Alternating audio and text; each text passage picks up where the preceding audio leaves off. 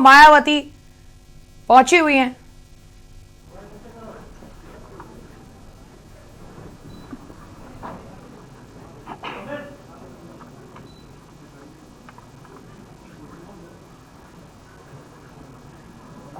शुरू करें भाई। मीडिया बंधुओं, जैसा कि ये सर्वविदित है कि खासकर यूपी में विधानसभा चुनाव के नजदीक आते ही अब यहाँ बीजेपी व अन्य सभी विरोधी पार्टियों का प्रदेश की जनता को हर प्रकार से लुभाने व वर्ग लाने आदि का जबरदस्त नाटक शुरू हो गया है। जबकि इस मामले में सच्चाई ये है कि केंद्र व यूपी की भाजपा सरकार ने पिछले 1.5-2 महीनों में जो यहाँ अनगिनत व थोक में भरमार घोषणाएं, शिलान्यास एवं अध कच्चे कार्यों के उद्घाटन व लोकार्पण आदि किए हैं, तो इनका ये सिलसिला ऐसा लगता है कि इलेक्शन घोषित होने तक ये लगातार जारी रहेगा। तो ये सब इनकी इस बार विधानसभा चुनाव में होने वाली हार को काफ़ी कुछ दर्शाता है।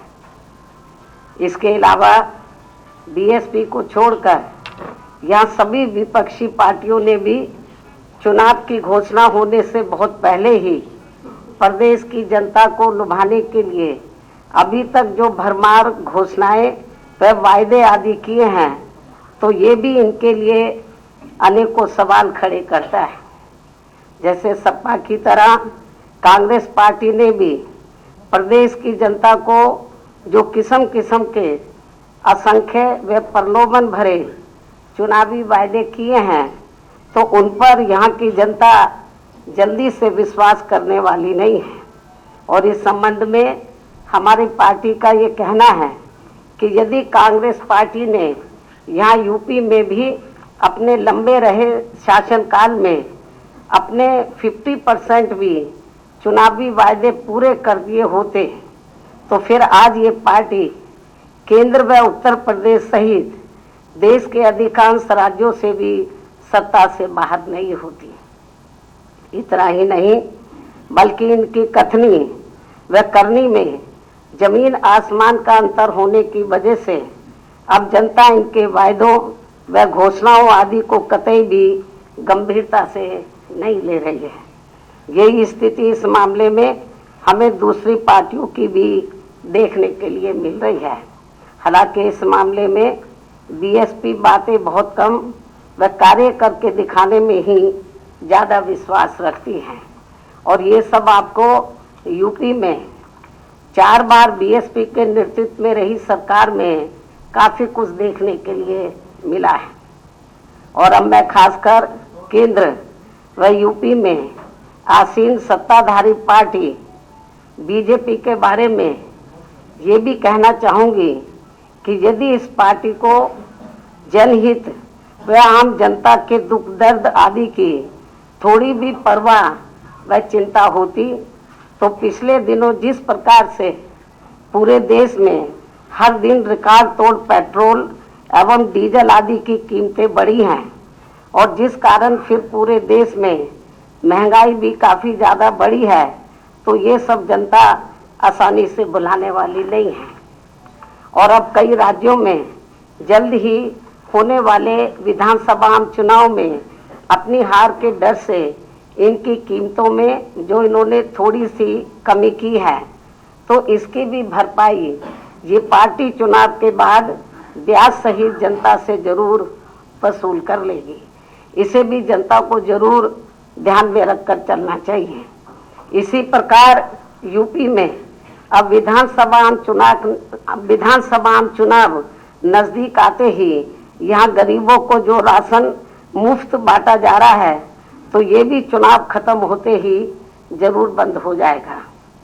ऐसे अनेकों और भी अब किस्म किस्म के प्रलोभन दिए जा रहे हैं, जो चुनाव के बाद फिर कहीं भी नजर नहीं आएंगे। इसके साथ ही यूपी की जनता को ये भी ध्यान में रखकर चलना चाहिए कि भाजपा खासकर यूपी में अपनी जन विरोधी नीतियों व द्वेषपूर्ण कार्यकलापों एवं सरकार की घोर विफलताओं पर पर्दा डालने तथा इन पर से लोगों का ध्यान बांटने के लिए भी यहाँ विशेषकर सपा आदि से अंदरूनी मिली भगत व सांठगांठ करके जिन्ना व अयोध्या पुलिस फायरिंग जैसे अनेकों और नए नए गढ़े हुए सांप्रदायिक व धार्मिक मुद्दों को उठाने का भी पूरा प्रयास कर रही है, ताकि ये जो चुनाव है हिंदू मुस्लिम हो जाए।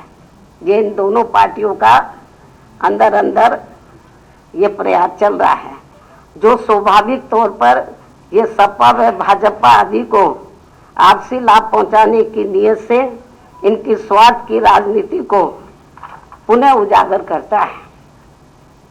हालांकि जनता अब इनसे काफी सजग भी है।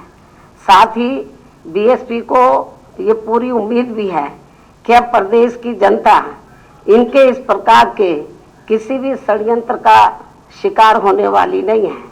वैसे ये बात भी सर्वविदित है कि सपा व भाजपा की राजनीति हमेशा एक दूसरे के पोषक व पूरक रही है और इन दोनों पार्टियों की सोच जातिवादी एवं सांप्रदायिक होने के कारण इनका अस्तित्व एक दूसरे पर ही आधारित रहा है। इसी कारण जब सपा सत्ता में होती है तो भाजपा मजबूत होती है और जब बीएसपी सत्ता में रहती है तो भाजपा कमजोर होती है। ये भी सोचने की बात है। इतना ही नहीं बल्कि प्रदेश में कुछ ही समय के बाद होने वाले विधानसभा आम चुनाव से पहले यहाँ भाजपा द्वारा विधानसभा की 403 सीटों में से 300 व सपा द्वारा 400 सीटें जीतने की जो बात कही जा रही है, तो ऐसे में इनका ये दावा इतना अधिक बचकाना व हवाई है कि इनकी इच्छा पूर्ति के लिए फिर तो यहाँ विधानसभा की सीटों की संख्या बढ़ाकर चुनाव आयोग को लगभग 1000 ही कर देनी चाहिए। खैर, चुनावी दावों व वादों पर यहाँ अपने देश में ना तो कोई टैक्स लगता है और ना ही उसके लिए किसी खास निष्ठा व ईमानदारी की जरूरत ही होती है। तो अभी आपने सुना बसपा सुप्रीमो मायावती को, जहां उन्होंने बीजेपी पर जमकर निशाना साधा। इसके साथ ही उन्होंने सपा और कांग्रेस को भी आड़े हाथों लिया। उन्होंने ये कहा कि चुनावी वादों से अब जनता बरगलाई नहीं जा सकती और इस बार जनता उन पर विश्वास नहीं करेगी। यहाँ रुकेंगे एक छोटे से ब्रेक के लिए, बने रहिएगा हमारे साथ। आप देख रहे हैं के न्यूज, खबरों का